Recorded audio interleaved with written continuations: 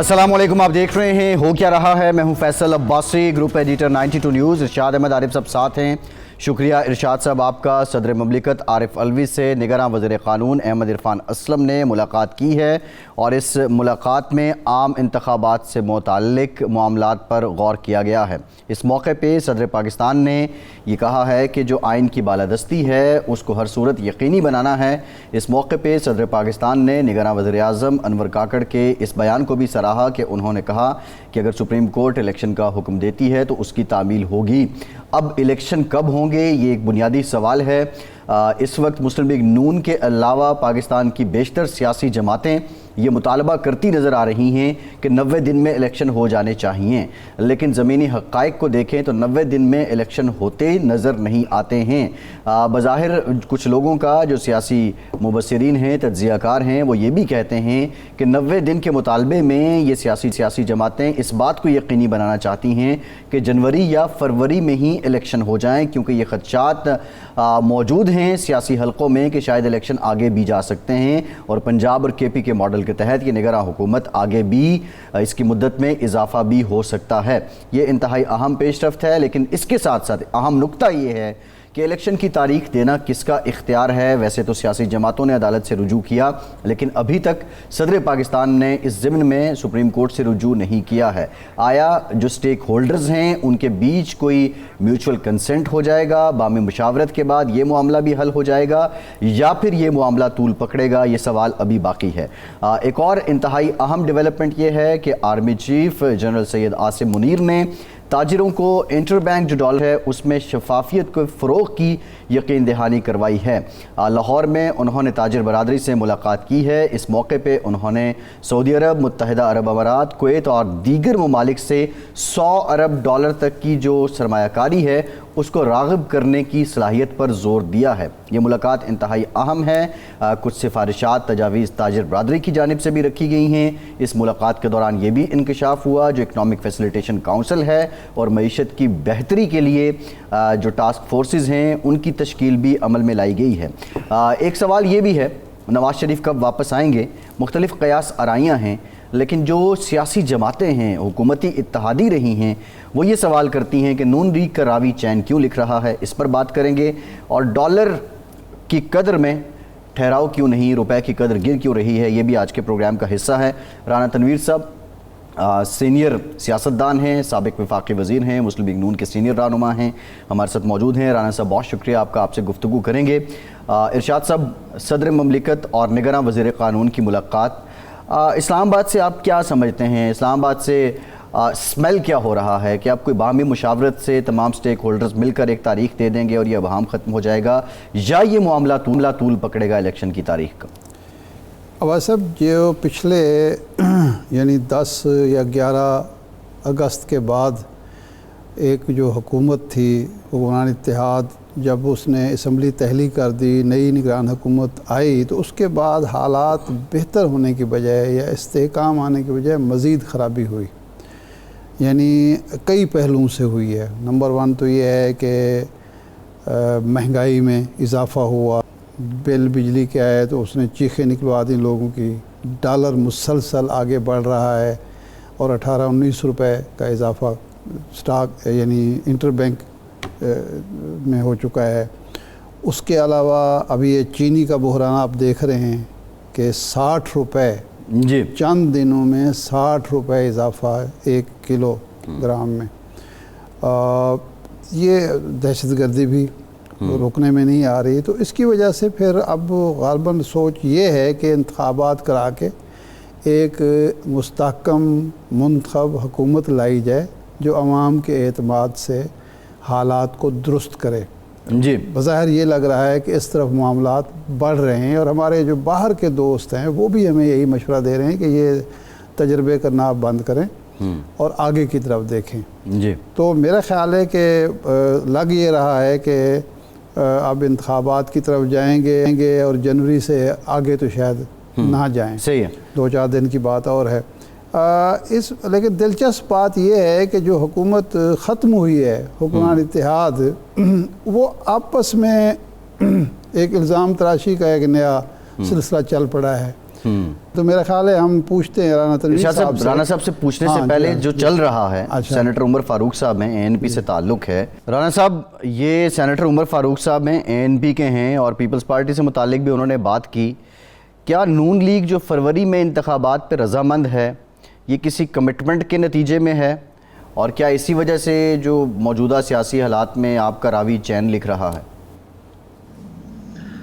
جی فیصل صاحب, جو شاہ صاحب نے باتیں کی ہیں, میرا خیال ہے کہ بڑا اچھا انہوں نے تجزیہ پیش کیا ہے جو موجودہ حالات ہیں. لیکن باقی جو باتیں آپ کہہ رہے ہیں کہ کچھ ANP کے سینیٹر صاحب کی بات آپ نے ان کے کوئی یہ جو بیان ہے سنائے, اور دوسرا جو پیپلز پارٹی کے کچھ یا دوسری کچھ جماعتیں بات کر رہی ہیں, تو میں اس کو اس نظر سے آپ دیکھیں کہ الیکشن کی آمد ہے, اور پولیٹیکل پارٹیز ہیں, انہوں نے سب نے الیکشن لڑنا ہے, کیونکہ اس وقت PTI جو ہے اس کا جو وجود ہے وہ تتر بتر ہوا ہے, یا وہ اس طرح نہیں ایگزسٹ کر رہی جس طرح کہ وہ 9 مئی سے پہلے تھی. تو اب وہ اتنی بڑی تھریٹ, پولیٹیکل تھریٹ نہیں رہی پولیٹیکل پارٹیز کو. تو نیچرلی جو یہ اتحاد بنا تھا, الائنس کی گورنمنٹ تھی ادھر اتحادیوں کی, وہ PTI کے خلاف سارے مل کے اس کو اوس کیا ہم نے عدم اعتماد میں, اور اس میں جو کامن فیکٹر تھا یہی تھا کہ اس سے جان چھڑائی جائے اور ملک کو بھی نقصان پہنچا رہا ہے. اب کیونکہ وہ اتنا بڑا تھریٹ نہیں رہا, تو نیچرلی ایک لا آف نیچر ہے کہ پھر وہ چیزیں جو اکٹھی ہوتی ہیں ایک خاص پوائنٹ پہ وہ بکھرنا شروع ہوتی ہیں. اور وہ ابھی الیکشن بھی ہیں, اور الیکشن کے مد نظر رکھتے ہوئے اپنا پولیٹیکل مائلیج کے لیے اسٹیٹمنٹیں اور اپنا ایک سٹانس لے رہے ہیں. ہم رانا صاحب معذرت کے ساتھ, یہ تو قابل فہم بات ہے کہ پارٹیز ایک دوسرے کے خلاف ہوں, لیکن ٹارگٹ نون لیگ کو کیا جا رہا ہے. زرداری صاحب نے کہا آج کہ میں نے تو 6 مہینے پہلے کہا تھا شہباز شریف صاحب سے کہ چینی آپ امپورٹ کر لیں, انہوں نے میری بات نہیں مانی, اس کی وجہ سے یہ بحران آ رہا ہے. شازیہ مری بولیں یا کوئی تاج حیدر صاحب بولیں وہ نون لیگ, ANP اگر بولتی ہے وہ نون لیگ کے خلاف, مینگل صاحب بولتے ہیں وہ نون لیگ کے خلاف. نون لیگ کو کیوں ٹارگٹ کیا جا رہا ہے؟ وہ آپس میں تو ایک دوسرے کے خلاف کوئی بات نہیں کرتے. پھر میں کہوں گا کہ یہ بھی ایک قانون قدرت ہے یا فطرت کا ایک نظام ہے کہ جو PTI کے بعد سب سے جو تھریٹ ہے یا سب سے بڑی پولیٹیکل پارٹی ہے یا لوگوں کے دلوں کے قریب پارٹی ہے وہ PMLN ہے. PTI کے بعد رانا صاحب, PTI کے بعد آپ یہ مان رہے ہیں؟ جی. اب اس کی ایک لمبی ہسٹری ہے ڈیلیورنس کی, پرفارمنس کی, PMLN کی خدمت کی. وہ لمبی پھر ٹائم لمبا ہو جائے گا کہ جس طرح انفراسٹرکچر دیا, جس طرح لوگوں کو ان کا ایک دور سنہری دور گنا جاتے ہیں جو پچھلے دور تھے.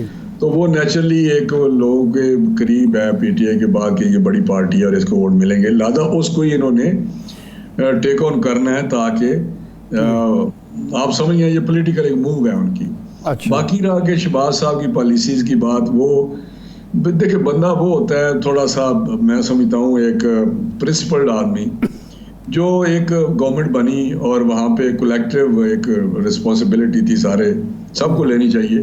لیکن مجھے پتہ ہے کہ جتنے PPP کے منسٹر تھے انکلوڈنگ شہری رحمان, شازیہ مری صاحبہ, نوید قمر صاحبہ, بس ہے سارے کے سارے جتنے میں سب کے نام لوں, وہ پریزنگ شہباز صاحب لائک اینی تھنگ. شاید وہ بلاول کی یا بھٹو کی اتنی تعریف نہ کرتے, میں کیا بتا رہا ہوں. اچھا, وہ کہتا ہے جی کہ it to see a prime minister like Shahbaz صاحب. اچھا, تو شہباز صاحب آؤٹ مطلب کلاس کرتے تھے ان کو سارے پرائم منسٹرز کی پرفارمنس کو بقول ہونے کے. جی بہرحال اس کو تو نہیں, یہ رانا صاحب خوشامد کا نتیجہ تھا جو وزیر اعظم صاحب شہباز شریف صاحب اس وقت کے وزیر اعظم اسمبلی میں کھڑے ہو کے پیپلز پارٹی سے نوید قمر مانگ رہے تھے کہ یہ ہمیں دے دیں.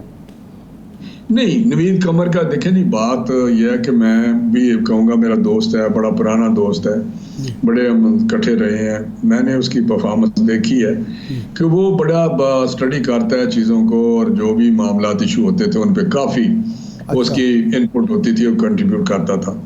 میں نے اگلے دن شہباز صاحب سے بات کی تھی کہ کیبنٹ میٹنگ میں ایک دو وزیر ایسے تھے پیپلز پارٹی کے جن پہ وہ کہتے رانا صاحب بالکل یہ بات آپ کی درست ہے. تو یہ بات ایسی نہیں ہے کہ کوئی اس لیے مانگا تھا نوید قمر کو. نوید قمر ایک محنتی آدمی ہے اور اس پہ وہ کام کرتا رہا اس میں, اور پارلیمنٹیرین اچھا پارلیمنٹیرین ہے. تو یہ جو باتیں ہو رہی ہیں میں سمجھتا ہوں اس طرح مناسب نہیں. بلیم گیم اب میں کہوں کہ جی چینی کی بات ہے, بھائی اگر آپ کہتے تھے کہ جی زرداری صاحب آپ نے کہا تھا, مجھے تو نہیں پتا, یہ تو شہباز صاحب بتا سکتے ہیں کہا تھا یا نہیں کہا تھا, وہ کاؤنٹر شروع ہو جائے گا, کاؤنٹر ایلیگیشنز. لیکن بات یہ ہے کہ کیا نوید قمر کے پاس تو کامرس ان کے پاس تھی, تجارت کی منسٹری, موو جہاں سے ہوئی سمری. آپ کو پتا ہے سمری کا تو یہ ہوتا ہے کہ minister authorize to move this summary, اور ہم پڑھتے ہیں اس کے سائن کرتے ہیں, ہر چیز پہ ہمارے منسٹرز کے سائن ہوتے ہیں جب سمری جانے سے پہلے. تو وہ ECC میں گئی اور ECC میں جب منسٹر اس کو پیش کرتا ہے تو وہاں پہ اس کا کیس اپنا ایکسپلین بھی کرتا ہے اور کنونسنگلی کرتا ہے کہ یہ اس وقت صورتحال ہے. اس میں یہی بات ہوتی تھی کہ سرپلس ہے چینی تو اس کو ایکسپورٹ کرنے کی اجازت دی جائے. نیچرلی ہمارے پاس ایک قسم کا اسکیرسٹی سمجھ لیں یا ایک ہمیں ڈالرز کی جو کمی تھی وہ تھی, اور ایکسپورٹ ہم چاہتے ہیں کہ ایکسپورٹ ہو تاکہ ڈالر کا انفلو جو ہے ذرا تھوڑا بڑھ جائے. تو یہ اس کے تحت اگر اس کو ایکسپورٹ کیا ان کے کہنے پہ, ان کی سمری کے مطابق سرپلس ہے. لیکن آج بھی میں سمجھتا ہوں اگر آج بھی چیزوں کو اصل میں کوئی چیز کو اس گہرائی سے نہیں دیکھتے.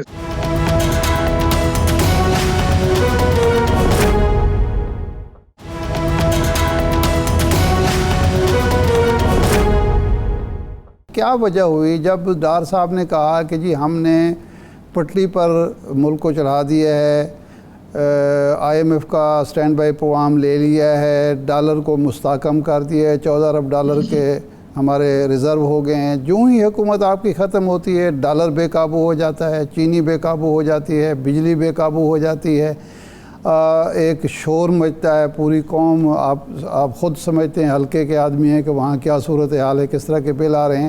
تو یہ جو حکومت آئی ہے یہ اس کی نااہلی ہے یا جو آپ نے کچھ روکا ہوا تھا کہ اگلی حکومت بھگتے گی اس کا نتیجہ ہے, اس پالیسی کا نتیجہ ہے؟ نہیں, ہم نے شاہ صاحب کبھی بھی کارپیٹ کے نیچے نہیں چیزوں کو ڈالا.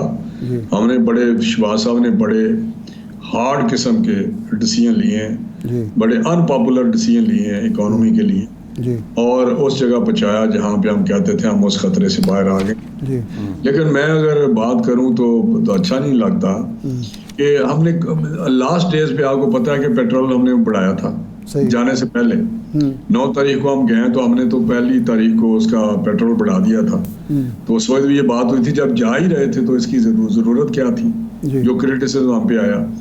لیکن ہم نے کبھی بھی جو ڈیسیژن لینے تھے وہ ڈیسیژن لیتے رہے, اور ڈار صاحب نے کوئی ان کی مینجمنٹ بہت بہتر تھی. یہ دیکھیں جی بات کرنی چاہیے, کوئی اپریسیشن دینی چاہیے جس بندے کو تو ملنی چاہیے. اب جو کیئر ٹیکر ہے, میں اس سیٹ اپ کے خلاف ہوں. اس آرٹیکل جن لوگوں نے یہ آئین میں ڈالی ہوئی چیزیں, میں ان کو میں کچھ نہیں کہہ سکتا کہ اس وقت میں لفظ استعمال کرتا ہوں, بار بار کہہ رہا ہوں, یہ فریکچرڈ کانسٹیٹیوشن ہے. گئے بگئے ایسی امینڈمنٹس آئی ہیں جو امینڈمنٹس ایک دوسرے کے ساتھ ربط نہیں ہے. لیٹ سے کہ جب پروونشل اسمبلی ڈیزالو ہوئی تو ان کا یہ نہیں سمجھ آ رہی تھی کہ کیا ایک دن پہ الیکشن جنرل الیکشن ہونے ہیں اور کیئر ٹیکرز کے تحت, یا اس پیس میل میں ہونے ہیں. اور ابھی بھی 90 کا اور یہ سینسس والا مسئلہ شروع ہوا ہے. تو میں سمجھتا ہوں ان چیزوں کا سلوشن جو کانسٹیٹیوشن میکر تھے ان کو دینا چاہیے تھا. وزڈم تو یہ ہوتی ہے. اب کیئر ٹیکر کا دیکھیں, دنیا میں کون سا ملک ہے جو بنگلہ دیش میں تھا وہاں ختم ہوگی جہاں کیئر ٹیکر ہوتے ہیں. اللہ کے واسطے یہ کیئر ٹیکر تو ہم لائے کہ ہم اس قابل نہیں ہیں کہ نیوٹرل اور فیئر اینڈ فری الیکشن کرا سکیں. کیبنٹ اگر وہی پرانی کنٹینیو کرے تو. لیکن ہوا کیا, کون سا الیکشن ہے جو کیئر ٹیکر کے تحت فیئر اینڈ فری ہوا ہے؟ مجھے بتائیں. 2018 کے ہوئے. تو جب کیئر ٹیکر آ کے زیادہ الیکشن کو مینیپولیٹ کرتے ہیں تو وہ کیبنٹ ہی اگر کنٹینیو کرے لائک ادر کنٹریز, اور وہ کیئر ٹیکر میں چلی جائے, ڈے ٹو ڈے پہ چلی جائے, کانسٹیٹیوشن میں یہ لکھا ہوتا ہے, اور الیکشن کمیشن اپنا کام کرے. انڈیا میں ہے برطانیہ میں ہے, ساری دنیا میں ہے, اور ایون سٹنگ پرائم منسٹر بھی ہارتے ہیں. امریکہ کا پریزیڈنٹ ہارتا ہے, سٹنگ پرائم منسٹر ہارتے ہیں دنیا میں. تو میں سمجھتا ہوں کہ یہ ہم عجیب و غریب منطق لے آئے کہ ہماری قوم میں ہے ہی نہیں سکت, یہ تو اپنی داڑھی کسی اور کیا. نہیں سر نہیں, لیکن یہ سارا کچھ سیاست دانوں نے, سیاسی حکومتوں نے خود کیا ہے نا, کیئر ٹیکر کا تصور دیکھیں نا, خود کیا ہے. اگر یہ فیئر اینڈ فری الیکشن خود کرا دیں تو اس کے بعد تو کسی کو اعتراض نہیں ہوگا کہ نہیں جی نگران حکومت آئے. دیکھیں نا, آپ جاتے جاتے آپ نے کئی 100 ارب کے ترقیاتی فنڈز دے دیے جانے والے ایم این ایز کو, سینیٹرز کو, ایم پی ایز کو. تو وہ تو ظاہر بات ہے اس کی وجہ سے لوگوں کو شور مچانے کے یہ جا رہے ہیں, اور یہ فنڈز اس لیے دے رہے ہیں کہ وہ الیکشن لڑ سکیں, الیکشن کو مینوپولیٹ کر سکیں. نہیں اچھا سب چیزوں کو کسی اینگل سے دیکھا جاتا ہے. یہاں ہماری قوم میں بہت ذرا کرٹک, ایک بائی نیچر ہم کرٹک ہیں, لیکن میں بتاؤں جب یہ گورنمنٹ آئی ہے, پہلے تو میں اس کا جواب دے دوں کہ فیئر اینڈ فری الیکشن آپ مجھے بتائیں جب پی ٹی اے کی گورنمنٹ فیڈرل لیول پہ تھی اور پروونشل لیول پہ بھی تھی, جب 2018 کے بعد کے پی کے میں الیکشن ہوئے وہ ہارے, دونوں اوپر نیچے ان کی حکومتیں تھیں. یہاں حمزہ صاحب کے ٹائم پہ اوپر بھی ہماری گورنمنٹ تھی, نیچے بھی تھی, ہم سارے ایم پی اے کی سیٹیں ہار گئے. یہ خدا کے لیے اس کنسیپٹ کو کلیئر کریں کہ کوئی مینیپولیٹ کرتا ہے. رہا فنڈ والا مسئلہ, جب ہماری گورنمنٹ آئی ہے 16 مہینے کی, تو اس وقت سارے ایم این ایز کہہ رہے تھے کہ جی ہم تباہ ہو گئے ہیں 4 سال, کیونکہ لوکل گورنمنٹ سسٹم ادھر ہے نہیں ہے, کوئی اسٹرانگ وہاں گلیاں نالیاں وہ بنائیں. ہم پہ پریشر ہے, لوگ کہتے ہیں آپ کی حکومت آ گئی ہے, آپ ہمیں آپ گلی نالی وغیرہ کر کے دیں. تو اس سال پہلے سال انہوں نے 50 کروڑ روپیہ دیا, کہ کیونکہ آج کل مہنگائی اتنی زیادہ تھی کہ وہ کہتے جی ہو نہیں سکتا. وہ چیک کروائیں نا سارے لوگوں کے, جو ابھی دوسری آئی ہے یہ جو باتیں کر رہے ہیں جی 1-1 بلین کا دے دیا. میں نے جگنو موسن کا بھی سنا ہے, خدا کے لیے کیا باتیں کرتے ہیں. 25 کروڑ نیکسٹ فائنانشل ایئر میں ملا. ابھی وہ 75 کی بات ہے, لیکن یہ ملا ہے 2 سالوں کے درمیان. تو یہ میں سمجھتا ہوں کہ لوگوں کو جہاں دوسری ضروریات ہیں یہ بھی ضروری ہے. کسی کے گلی کے آگے 1-1 فٹ پانی کھڑا ہوا ہے اور وہاں کچھ ہو ہی نہیں رہا, اور M N A M P A جو ہیں وہ بے بسی کا عالم ہے اور گالیاں کھا رہے ہیں. تو میں سمجھتا ہوں یہ ماہرین معیشت کہتے ہیں کہ یہی پیسے اگر آپ بجلی کے پیداوار پہ لگا دیتے, ڈیم فنڈز میں دے دیتے, تو شاید عوام اس طرح چیخ پکار نہ کر رہے ہوتے. یہ بڑا آسان بات ہے کہ جی یہ پیسے ادھر دے دیتے, یہ ادھر دیتے. میں آپ کو بتاؤں, ماہرین معاشیات ان کو کہیں آپ کو آ جا کے یہی ملا ہے خالص کا. انہوں نے جو اتنے سال 75 ایئرس یہ اکانومسٹ جو ہمارے ہیں, مجھے بچائیں شعیب سے لے کے کہاں سے, ورلڈ بینک سے آتے رہے, آئی ایم ایف سے باتیں رہے, آج بھی بیٹھے ہوئے ہیں, ٹی وی پہ بیٹھ جاتے ہیں اور باتیں شروع کر دیتے ہیں کہ جی جیسے سمجھتا ہے کہ سلوشن ان کے پاس ہی ہے. کون سا بندہ ہے جو اکنامک ایڈوائزری کونسل میں نہیں رہا؟ کون سا بندہ ہے جو منسٹر گئے بغیر پروونشل یا نہیں رہا؟ سلمان شاہ صاحب نہیں رہے, میں نام لینا شروع کر دیتا ہوں. کیا حفیظ صاحب نہیں رہے, رانا صاحب وہ باتیں اپنی جگہ ہیں, صاحب نہیں رہے کیا, لیکن it's a long list. Rana صاحب پلیز آپ جب تک ہم اپنا کنسپٹ کلیئر نہیں کریں گے, جب تک ہم اپنی چیزوں کو درست نہیں کریں گے, معاملہ کیا. اچھا رانا صاحب معاملہ یہ ہے, ریفارمز آنی چاہیے. معاملہ یہ ہے گورننس بہتر کرنی چاہیے, بیوروکریٹک معاملات کو درست میں کرنا چاہیے, ایک انویسٹمنٹ اور فرینڈلی ماحول بنانا چاہیے. تو یہ چیزیں جب تک ہم نہیں کریں گے, چوری چکاری کو بند کریں ہم, یہ میں اب اس پہ کیا آپ کو روشنی ڈالوں کہ آپ بیٹھ جاتے ہیں ٹی وی پہ اور 10 سولوشن پیش کرتے ہیں شام سے لے کے رات تک. اچھا رانا صاحب سوال یہ ہے, رانا صاحب دیکھیں اس وقت رانا صاحب آپ رانا صاحب اب مجھے بتائیں یہ کیئر ٹیکر تو ٹیکنوکریٹس ہیں نا, کرے نا. رانا صاحب سوال یہی ہے, لیکن آپ بھی تو ریاست بچانے آئے تھے. آپ نے جواب ہی نہیں دیا. میں نے کہا تھا کہ یہ جو کچھ اس وقت ہوا ہے پچھلے 18 دن میں یا 20 دن میں, یہ ان کی نااہلی ہے یا آپ کی جو ریاست بچائی تھی اس کے حالات؟ میں نے جواب دیا, لیکن میرے خیال شاید آپ اس قسم کا جواب سننا چاہتے ہیں. میں نے کہا کہ یہ کیئر ٹیکر کا کنسیپٹ ہی غلط ہے. اچھا ٹھیک ہے, میرا خیال یہ کافی ہے. لیکن رانا صاحب عمر فاروق صاحب نے یہ کہا ہے کہ شہباز شریف صاحب نے انوار الحق کاکڑ صاحب کو فائنلائز تب کیا ان کے نام پہ دستخط تب کیے جب انہوں نے یہ کمٹمنٹ لے لی شہباز شریف صاحب نے کہ اگلی حکومت نون لیگ کی ہوگی، اور اسی سلسلے میں اب آپ سکھ چین سے بیٹھے ہوئے ہیں. کیا کمٹمنٹ ہے جو شروع میں ہم بات کرنا چاہ رہے تھے؟ فیصل صاحب جتنی منہ اتنی باتیں. میری بات سنیں، 2018 میں جس طرح کے الیکشن ہوئے، اب مجھے بچائیں 2017 میں اقامہ پہ لائف ڈسکوالیفائی کر دیا گیا ہمارے قائد میاں نواز شریف صاحب کو. ایک چلتا ترقی کرتا خوشحال پاکستان تباہ کر دیا. چھوڑیں اس بات کو بھی. 2018 میں پھر الیکٹیبلز لائے، پھر جو میرا بہت قسم نیکڈ دھاندلی پہلی دفعہ میں نے دیکھی ہے. نیکڈ دھاندلی پہلے تو ہوتی نا انویزیبل مینیپولیشن، یہ تھا جو ہوا. اور پنجاب میں پھر بھی مسلم لیگ نون جیت گئی. یہ لوگ ووٹ دیتے ہیں، بکسے نہ بھریں آپ. اب وہ زمانہ نہیں ہے کہ کسی کو جتا دیں، کسی کو ہرا دیں، کسی کو گورنمنٹ دے دیں. یہ کیئر ٹیکر کو تو بنا میں نہیں کہہ سکتا، لیکن آپ مجھے یہ بتائیں الیکشن ہوگا، لوگ ہمارا تو نعرہ یہی ہے کہ ووٹ کو عزت دو. جس کو ووٹ ڈالا جائے اسی کا ووٹ گنا جائے، اسی کا باہر نکلے بکسے سے. تو ہم کس طرح کہہ سکتے ہیں؟ ہم تو یہ چاہتے ہی نہیں ہے کہ کوئی ایسا الیکشن ہو جیسے ہمیں الیکٹ کروایا جائے، ہمیں ووٹ ڈلوایا جائے. جی بالکل ٹھیک. کوئی ہوگی کوئی، مجھے نہیں سمجھ آ رہی کہ یہ کس طرح بات ہو رہی ہے کہ جی آپ کو نون کو گورنمنٹ دے دی جائے گی. اگر اس طرح گورنمنٹیں ملتی تو پھر بھی عمران خان کی کولیشن گورنمنٹ بنی، پنجاب میں بھی بنی، فیڈرل گورنمنٹ بھی ملا کے بنائے انہوں نے، لوگوں کو کہا کہ ان کے ساتھ ملیں. جی مطلب اس طرح نہیں ہوتے الیکشن جس طرح یہ کہہ رہے ہیں. جی ٹھیک ہے، بالکل ٹھیک ہے. رانا صاحب بہت شکریہ آپ کا. رانا تنویر صاحب ہمارے ساتھ موجود تھے. ایک بریک کے بعد بات کریں گے. لوگ ووٹ دیتے ہیں لیکن جو لوگوں کے معاشی حالات ہیں اس میں لوگوں کے پاس آپشن کیا ہے، یہ بھی تو ایک سوال ہے. بریک کے بعد بات کرتے ہیں.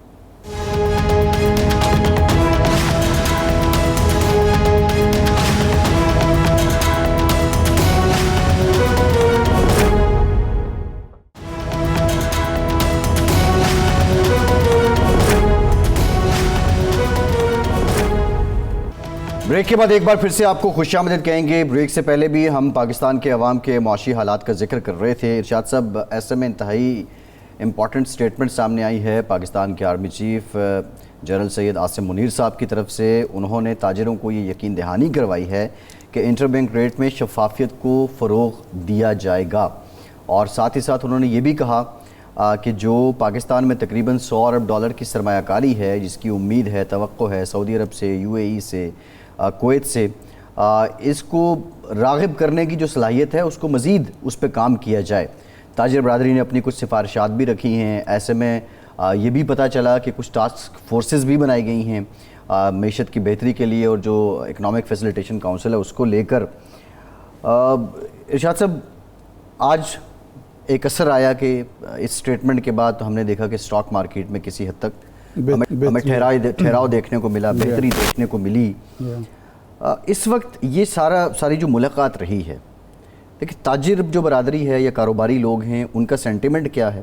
زمینی حقائق آپ کے سامنے ہیں، اور یہ کتنی بڑی تشفی یا تسلی ہوگی ان کے لیے آرمی چیف کا یہ سٹیٹمنٹ اور یہ یقین دہانی؟ دیکھیں، پہلی بات تو یہ ہے کہ یہ لمحہ فکری ہے ہمارے سیاستدانوں کے لیے اور موجودہ حکومت کے لیے کہ جو کام ان کے کرنے کا ہے، جو انہیں کرنا چاہیے تھا، اور اعتماد بھی اسٹاک ایکسچینج کو اس بنیاد پر آ رہا ہے کہ جی چونکہ یہ بات ہوئی ہے تو اس لیے اب اسٹاک ایکسچینج بہتر ہوئے، 400 پوائنٹ کی بڑھوتری ہوئی ہے، یہ مناسب بات ہے. لیکن پرابلم یہ ہے کہ ہمارے ہاں جو ہوا ہے، ہم مارشل لاء کو بہت برا بھلا کہتے ہیں، کہنا بھی چاہیے. آئین کو توڑنا، ملک میں فوجی آمریت قائم کرنا غلط بات ہے. لیکن ہوتا یہ ہے کہ ہمارے سیاستدان ان کو تو چھوڑیں کہ مارشل لاء کے دور میں جو پالیسیاں ہوتی ہیں ان کا تو تسلسل وہ نہیں ہونے دیتے، نہ ہونے دیں. آپس میں تو کم از کم یہ طے کر لیں کہ ایک حکومت جو ایک قومی بہتری کی پالیسی بنائے گی، اگلی حکومت اس کو تو جاری رکھے. صرف اس لیے صحت کارڈ کو ختم کر دینا کہ یہ پچھلی حکومت کا بنایا ہوا تھا تو ظلم ہے نا، عوام کے ساتھ زیادتی ہے. اسی طرح کوئی بھی اور ایک سکیم ہے بے نظیر انکم سپورٹ سکیم، وہ پیپلز پارٹی نے شروع کی، مسلم لیگ نون نے جاری رکھی، तहरीक इंसाफ ने भी जारी रखी, उससे क्या नुकसान हुआ मुस्लिम लीग नून को या तहरीक इंसाफ? आज पीपल्स पार्टी फिर कैश कर रही है उसको, कैश कर रही है, लोगों को फायदा, लेकिन आम आदमी को तो फ़ायदा पहुंच रहा है ना उससे। उन्होंने ये देखना है कि जी हमारे फ़ायदे की स्कीम है। अब ये मैं एक मिसाल दी है सेहत कार्ड की, कौमी सेहत कार्ड की। आम आदमी को हमने, मेरा ख़ुद तजर्बा है कि कितना फ़ायदा हो रहा था। एक आदमी जो बेचारे के पास 20,000 नहीं इलाज के लिए, उसका 1 लाख का, 2 लाख का, 10 लाख का, 8 लाख का इलाज हो गया। उन बीमारियों का जिसके बारे में इलाज कराना अच्छे अस्पताल में वो सोच भी नहीं सकता था। इसी तरह ये जो पॉलिसीज़ होती हैं, इकनॉमिक पॉलिसीज़ होती हैं, एक हुकूमत एक पॉलिसी बनाती है, वो जब कामयाबी के सिरे चढ़ती है, वो बेल बंडे चढ़ती है, वो जनाब दूसरी हुकूमत आ जाती है, उसी स्टॉप कर देती है, वो नई पॉलिसी ले आके तजर्बे में लोगों के अरबों खरबों रुपए डूब जाते हैं, लोग कंगाल हो जाते हैं। तो इसलिए सियासतदानों को माजी में जो हो चुका अब हो चुका, आगे के लिए सोचना चाहिए कि आगे क्या होगा, क्या पॉलिसियों का तसलसल होगा या नहीं होगा। बिल्कुल ठीक है। जितने ममालिक में तरक्की हुई है उसमें बुनियादी चीज़ ये थी कि जब मनमोहन सिंह ने एक पॉलिसी बनाई जी, तो उसके बाद जो दूसरी हुकूमत आई उसने मनमोहन सिंह को बाकायदा लिया, हुकूमत में शामिल किया जी। और कॉलिन पावल को जब वज़ीर बनाया गया एक हुकूमत में, तो दूसरी हुकूमत ने भी उसको वज़ीर रखा जी। ये होता है हुब्बुल वतनी का जज्बा, अवाम की मोहब्बत, अवाम के साथ। ज़रा इस पे हम आते हैं, इस पे हम ज़रा तफसीलन बात भी करते हैं। लेकिन जो डॉलर कहानी है, इसका किरदार तो हमें पता है पाकिस्तान की मईशत का, बल्कि दुनिया भर की मईशत में इंतहाई अहम करेंसी है। मलिक बोस्तान साहब हमारे साथ मौजूद हैं, चेयरमैन हैं फॉरेक्स ट्रेडिंग एसोसिएशन के। मलिक साहब बहुत शुक्रिया आपका। मलिक साहब, आप ही की स्टेटमेंट थी हमारे प्रोग्राम में, दीगर टेलीविज़न चैनल्स पे भी आपने कहा था कि जब IMF का प्रोग्राम आ जाएगा तो ये डॉलर 240-250 के करीब आ जाएगा। लेकिन अब हम देख रहे हैं वही कहानी है, सिर्फ ये है कि 300 से ऊपर चला गया, डिफरेंस भी इंटर बैंक और ओपन मार्केट का उतना ही ज़्यादा है। ये क्यों ना हो सका 240-45 वाला ख्वाब ताबीर? वो क्या था लेकिन यू टर्न डॉलर ने मार दिया। देखा जुलाई में डॉलर का रेट 320 से कम होके 270 पे आ गया था। फिर थोड़ा ही फर्क था ना, 20 रुपए का फर्क रह गया था, 250 का हमने कहा था और ये हो जाना था। लेकिन IMF को मैदा जो था वो गले पड़ गया, वो गले का फंदे बन गया, मैं तो उससे कहता हूँ। उन्होंने ये शर्त आयद कर दी कि जितने भी बैंक हैं वो फ्री मार्केट को फॉलो करेंगे। अलग फ्री मार्केट टोटल 10% का वॉल्यूम है, 90% को उसके पीछे लगा दिया। अब वो जो है उसके लिए जो है जितने भी हमारे इम्पोर्टर हैं उन्होंने एक माफिया वजूद में आ चुकी है। और जब से ये कंटेनर खड़े हुए हैं और उनका क्या हो रहा है कि वो अब हवाले से पेमेंट लेते हैं और वहां से पेमेंट सेटल करते हैं और अपना माल भेज देते हैं। और बैंकों जो है दफर पेमेंट कर करके उनको जो है जनाजा निकल गया। इतने पेमेंट अगर रश है इस वक्त बैंकों पे, जब से IMF ने ये पाबंदी हटवाई है लग्जरी आइटम पे, कोई भी पोर्ट पे पाबंदी ना लगाएं, बैंकों की स्वाबदीद पे छोड़ दी है। तो अब जो हमारे इम्पोर्टर है वो वहां से पेमेंट करके भेज रहे हैं और डेफर करा के उन्होंने साइकिल बना लिए। मलिक साहब IMF ने तो ये भी लगाई थी कि जो फ़र्क है इंटर बैंक और मार्केट रेट का वो 1.5% से ज़्यादा नहीं होने चाहिए। अब ये फ़र्क जो है वो तो 20-25 रुपए का हो गया है। ये तो IMF ने नहीं कहा था, नंबर 1। दूसरा, उन्होंने इंपोर्ट इसलिए खोली थी कि हमारी इंपोर्ट रुकने की वजह से हमारी मैन्युफैक्चरिंग मुतासर हो रही थी, रेवेन्यू टास्क पूरे नहीं हो रहे थे। तो IMF की वजह से तो ये नहीं हुआ, कहीं और ख़राबी है, वो बताएं कि ख़राबी क्या है, कहाँ है? खराबी की जड़ IMF है जी। उसने क्यों ऐसा, जब हमारी इंपोर्ट है 8 अरब डॉलर, एक्सपोर्ट हमारी 2 अरब डॉलर है, वर्कर 4 अरब डॉलर हम कहाँ से लाएंगे? ना तो हमें लोन देते हैं, ना हमें गैर जरूरी चीजों पे पाबंदी लगाने देते हैं। हम जाए तो जाए कहाँ? वो तो किसी हाल में खुश नहीं है। अब आप कैसे मैनेज करेंगे बताए ना? आपको इंपोर्ट। लेकिन मलिक साहब आप ही कहते थे IMF प्रोग्राम आने के बाद इसमें इस्तेहकाम आ जाएगा, अब IMF खराबी की जड़ हो गया। नहीं, लेकिन ये शर्त हुकूमत को माननी नहीं चाहिए, इससे तो बेहतर था जो शर्त मान के अपने गले का फंदा बना लिया है, इम्पोर्ट को फ्री कर दिया। इम्पोर्ट आप कहाँ से पैसे लाएंगे बताए ना? आप 8 अरब डॉलर कहाँ से लाएंगे? आपको लाजमी अपनी डिमांड कम करनी है और अपने एक्सपोर्ट बढ़ानी है, तब इस दलदल से निकल सकते हैं। آپ اسی طرح غیر ضروری چیزیں امپورٹ کرتے اور موبائل غیر ضروری اور دوسری لگژری چیزیں وہ ساری آنا شروع ہو گئیں. نہیں آپ ملک صاحب آپ حوالہ ہنڈی کی بات تو کر رہے ہیں، وہ بھی ایک وجہ ہے، لیکن یہ جو اسپیکولیشن ہوتی ہے وہ مارکیٹ اسپیکولیشن پہ جو چلتی ہے یہ بھی تو ایک جرم ہے نا. اس کے تدارک کے لیے آپ کی ایسوسیشن نے کیا ہے؟ ہماری ایسوسیشن بیچاری نے کیا کرنا، ہمارے تو اتنے انہوں نے پابندیاں لگا دی. ہمارے پاس تو کلائنٹ اب آتے ہی نہیں ہیں، وہ کہتے ہیں آپ تو ایسے ہمیں ڈالر دے رہے ہیں جیسے ہم آپ سے بھیک مانگنے آتے ہیں یا ادھار لینے آتے ہیں. اس کے ہم نے بیٹھک بھی کرنا ہے، اس کا ہم نے ویڈیو بھی بنانی ہے، اس کا سورس بھی لینا ہے اور $10,000 سے زیادہ دینے بھی نہیں ہیں. وہ سارے کے سارے بلیک مارکیٹ میں چلے گئے ہیں. اور اس کے علاوہ بزنس کونسل نے پچھلے ہفتے آپ کو پتا ہے ایک اسٹیٹمنٹ دی ہے، پاکستانیوں کا جو ہے بڑے جو پلیئر ہیں ان کے 9,000 ارب بینکوں سے باہر وہ پوری مارکیٹ کو انہوں نے یرغمال بنایا ہوا ہے. وہ چاہتے ہیں تو چھٹے پہ کر لیتے ہیں، سونے پہ سٹا کرتے ہیں یا ڈالر پہ کرتے ہیں. یا اب چینی دیکھو، چینی ہمارے پاس 23 ملین جو ہے ٹن پڑی ہے، لیکن یہ پورے سال سے زیادہ کا والیوم ہے، لیکن سٹاک انہوں نے اکٹھا کر لیا اور 200 سے اوپر اس کا ریٹ چلا گیا. تو یہ ساری ان چیزوں پہ سٹے بازی کرتے ہیں، یا ڈالر پہ تاکہ پاکستان کی معیشت خراب ہو، یا پھر اندوزی کر کے ضروری چیزوں پہ کرتے ہیں. تو ان کے خلاف ایکشن ہونا چاہیے. انہوں نے پورے پاکستان کو جو ہے بیڑا غرق کر دیا اور انہوں نے اسی ملک سے ملک صاحب اس کا مطلب ہے کہ حکومت سٹے بازی کو روک نہیں پا رہی، جس کی وجہ سے یہ ساری قیامت ڈھائی ہوئی ہے. یہ ناسور ہے، میں کہتا ہوں یہ ملک کا ناسور ہے. بڑے بڑے جتنے پلیئر ہیں اور اسی طرح ان پلیئروں نے پاکستان کی یرغمال بنائی، ان کے خلاف ایکشن ہونے چاہیے ان کا.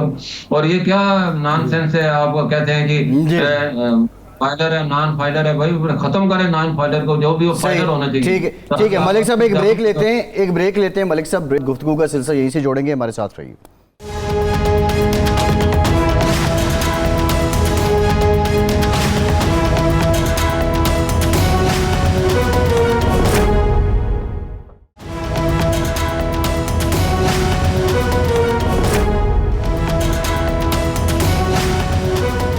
بریک کے بعد ایک بار پھر سے آپ کو خوش آمدید کہیں گے. ملک بوستان صاحب، مسئلہ یہ ہے کہ IMF کی شرائط نہ مانی جائیں تو پھر بھی ڈیفالٹ کا خطرہ تھا.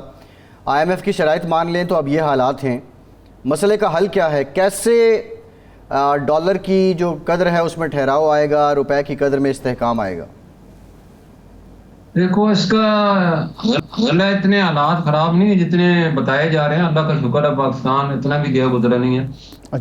یہاں پہ ہیں خرب ڈالر کے ایسٹ ہیں اور جو اکنامک کونسل بنائی گئی ہے اس پہ، اور ہمیں اللہ کی ذات سے امید ہے پاکستان اتنا گیا گزرا نہیں ہے. اس سے بھی مشکل حالات ہیں آپ کے سامنے. 1971 میں جب پاکستان آدھا ٹوٹ چکا تھا، ملک ڈیفالٹ کر چکا تھا، اور اس وقت ذوالفقار علی بھٹو صاحب نے اسلامک سربراہی کانفرنس بنائی اور تمام ان سے ریکویسٹ کی کہ ہم اس وقت ڈیفالٹ کر چکے ہیں اور ہمارے ریزرو بالکل ختم ہو چکے ہیں. تو انہوں نے 50 لاکھ پاکستانیوں کو مڈل ایسٹ بھیجا اور آج اللہ کا شکر ہے $2 ارب کی مانا جو ورکر ریمیڈنس یہ لیڈرشپ. اس کے بعد 1998 میں جب ایٹمی دھماکہ کیا، $400 ملین کے ریزرو بڑھ گئے، اور اس وقت جو ہے نواز شریف صاحب نے آپ کے سامنے بڑا مطلب اکانومی کو بہتر بنانے کے لیے اس کو نئی پالیسیاں انٹروڈیوس کرائیں. اس کے بعد موٹر وے اور جتنے بھی اسٹرکچر کا بنایا، مارکیٹ کو فری کیا. اس طرح عمران خان صاحب جب آئے تو انہوں نے بھی پہلے بڑے کرونا کا تھا اور انہوں نے سمارٹ لاک ڈاؤن انٹروڈیوس کرایا، اور اس کے بعد ٹیکسٹائل کے ہمارے آرڈر آئے، اور اس کے بعد جو ہے وہ ایسے سیاسی حالات ہمارے خراب ہوئے کہ اس میں کچھ ایسی چیزیں خارجہ پالیسی اور کچھ ایسی پالیسیاں آئیں کہ ہماری سیاسی کام آیا اور پاکستان ڈوبتے ڈوبتے آج یہاں تک پہنچ گیا. ابھی بھی وقت ہے کہ چارٹر آف اکانومی کیا جائے، چارٹر آف ڈیموکریسی اور سوشل کنٹیکٹ ڈیولپمنٹ کی جائے. تمام جتنے بھی سیاسی لیڈر ہیں، جتنے بھی بزنس کمیونٹی ان کے تاجروں کے نمائندوں کو بلایا جائے اور پاکستان کو اس دلچسپی سے نکالا جائے اور لانگ ٹرم پالیسیاں انٹروڈیوس کرایا جائے. تو پاکستان کوئی وجہ نہیں اس کرائسس سے نہیں نکلا. ملک صاحب یہ بتائیں کہ منی ایکسچینجر کو اگر ٹیکس نیٹ میں لایا جاتا ہے تو اس سے استحکام آئے گا، انٹر بینک ریٹ میں شفافیت آ جائے، منی ایکسچینجر جو ہیں ان کو نیٹ میں لایا جائے تو معاملات ٹھیک ہو جائیں گے؟ یہ وکیل صاحب کو کوئی میرا خیال ہے بیان تو میں نے بھی پڑھا ہے منی ایکسچینج تو آلریڈی 35% اپنا منافع دے رہے ہیں، سب سے زیادہ تو ہم دے رہے ہیں منافع. اچھا تو ہمارا تو آلریڈی ہم کوئی ٹیکس فری تھوڑی ہے ہمارا، ہم تو دیتے ہیں اپنے جتنے بھی انکم میں 35% گورنمنٹ کو دیتے ہیں بھائی. ہاں آؤٹ آف بک جو ٹرانزیکشن ہو رہی ہے، بلیک مارکیٹ ہے، اس کا ہم نے کئی دفعہ مطالبہ بھی کیا ہے. اس وقت آؤٹ آف جتنے میں ہمارے پاس کیونکہ ڈاکومنٹڈ ہے ساری چیزیں ہوتی ہیں، اور ہمارے لوگ اس کے عادی نہیں ہیں اتنے. وہ ہماری اکانومی جو 70% انڈاکومنٹڈ بلیک اکانومی منحصر ہے. یہ جو وہ جتنے بھی گرے مارکیٹ ہے اصل مسئلہ تو پیدا کر رہی ہے گرے مارکیٹ کو کس طرح کنٹرول کیا جائے؟ دیکھو اس کے لیے تو میں نے ریکویسٹ بھی کیا ہے، اعلیٰ حکام سے بھی کیا ہے، ایجنسیوں سے بھی کیا ہے. بھائی آپ ان کو، اب تو ان کے اتنے دیدہ دلیری ہو گئی ہے کہ وہ جتنے بھی منی ایکسچینجوں کی بڑی مارکیٹیں ہیں وہ باہر کھڑے ہو جاتے ہیں، اور جو بھی کلائنٹ ہوتا ہے اس کو کہتے ہیں ہمارا ریٹ اگر 86 ریال کا تو وہ کہتے ہیں ہم آپ سے 88 میں لے لیں گے. تو اس کو گھیر کے لے جاتے ہیں اپنے انہوں نے دفتر بنائے ہوئے بڑے بڑے پلازوں میں، اور وہاں اس کو پیمنٹ کرتے ہیں، اور اس کو پھر وہ آدمی جو ہے سارا اٹھا بک ہو جاتا ہے. اور انہوں نے ظاہر بک پہ آئے گی نہیں تو ٹیکس کہاں سے دیں گے، نہ ان کے پاس لائسنس ہے، وہ پکڑے جاتے ہیں، دوسرے دن ان کی ضمانت ہو جاتی ہے. تو اس کے لیے لا میں تبدیلی کی ضرورت ہے. جس کے پاس بھی پیسہ آؤٹ آف بک پکڑا جائے، چاہے وہ کسٹمر ہے یا چاہے وہ آنلائسنس منی چینجر، اس کا جتنے بھی فارن ایکسیس کی فریز ہو جانی چاہیے تاکہ ان کو ہوش ٹھکانے اور اس طرح کی ٹرانزیکشن ہی نہیں کریں، ساری بک پہ آئیں گے. جب بک پہ آئیں گی ہماری سپلائی بھی بڑھ جائے گی اور ٹیکس نیٹ ورک بھی بڑھے گا. اب تو بڑے دھڑلے کے ساتھ وہ بلیک مارکیٹ وجود میں آ چکی ہیں اور انہوں نے اپنے فیسیلیٹیٹر بنائے ہوئے ہیں اور پاکستان کی اکانومی کو چاٹ رہے ہیں. حوالہ مارکیٹ بھی ان کی کنٹرول میں چلی گئی ہے.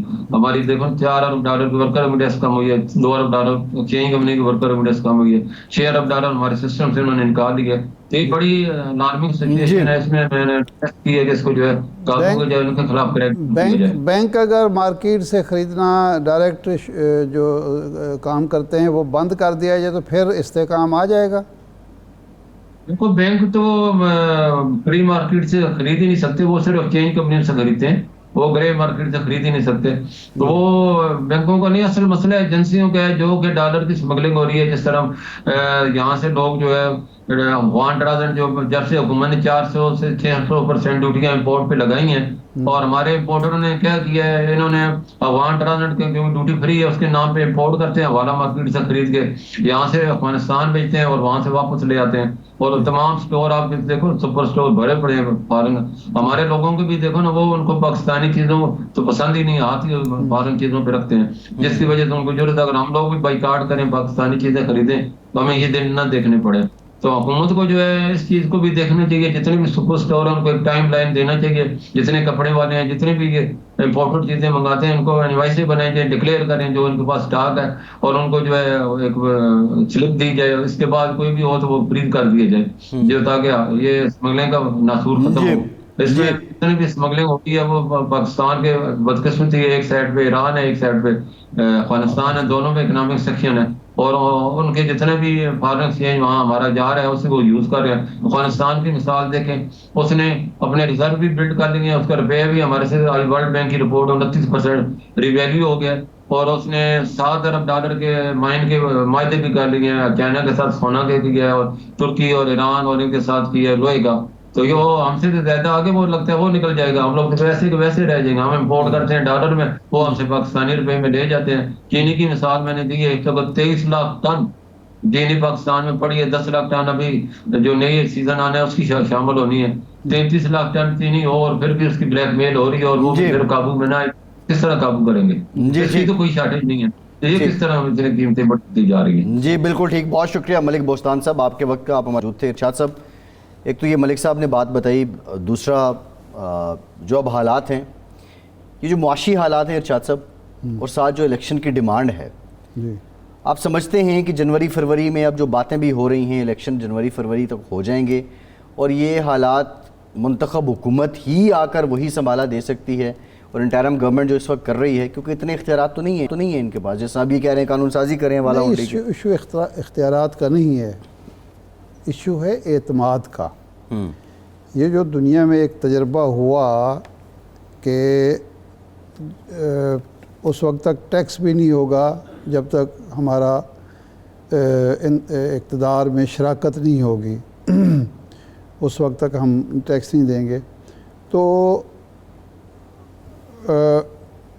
عوام جب کسی شخص کو، کسی پارٹی کو کوئی حق کے اقتدار دیتے ہیں وہ اس کی پشت پناہی بھی کرتے ہیں۔ عوام کو یہ اعتماد ہوتا ہے کہ ہم نے جس کو منتخب کیا ہے وہ ہماری بھلائی کے بارے میں سوچے گا، اور اگر نہیں سوچے گا تو ہم اس کا گریبان پکڑیں گے۔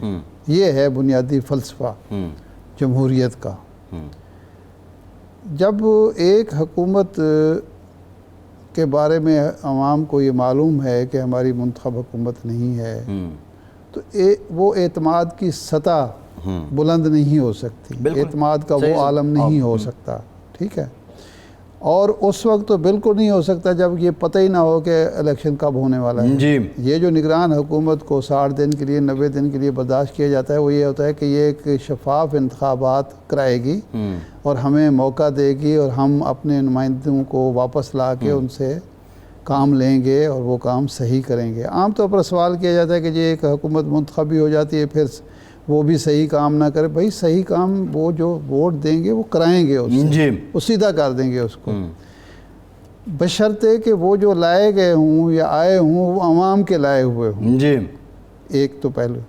دوسرا یہ ہوتا ہے کہ دنیا میں اس کی ساکھ ہوتی ہے، پتہ ہوتا ہے کہ جی یہ اگلے 5 سال کے لیے ہیں۔ وہ معاہدے بھی ہو جاتے ہیں، 5 سال بڑا ٹائم ہوتا ہے، کاروبار میں بڑا ٹائم ہوتا ہے، معاہدے بھی ہو رہے ہوتے ہیں، انویسٹمنٹ بھی ہو رہے تھے، سارا کچھ ان کی پالیسیوں کا بھی پتہ ہوتا ہے۔ وہ ایک منشور دے کے آئے ہوتے ہیں، وہ لوگوں نے پڑھے ہوتے ہیں، دیکھے ہوتے ہیں کہ جی ان کی اکنامک پالیسی کیا ہے، ان کی لیبر پالیسی کیا ہے، ان کی دوسری پالیسیز کیا ہیں۔ تو جتنا آپ دیر کریں گے نقصان کریں گے، ایک بات۔ دوسری بات یہ ہے کہ 18 دن میں 20 دن میں نظر تو آ گیا کہ کل وزیر اعظم ایک انٹرویو میں کہہ رہے تھے کہ جی میں تو پھنسا ہوا ہوں یہ بجلی کے بلوں میں اور اس کے مسئلے میں۔ اس لیے آپ پھنسے ہوئے ہیں کہ آپ نے جو کیبنٹ بنائی ہے، جو اجلاس کیے ہیں، آپ نے ڈسکشن کی ہے، ابھی تک حل تک نہیں پہنچے کسی مسئلے کے بھی، حل پیش نہیں کیا۔ پرابلم یہی ہے۔ ارشاد صاحب پروگرام کا ٹائم ختم ہو گیا، بہت شکریہ، آج کے پروگرام سے اتنی اجازت دیجیے۔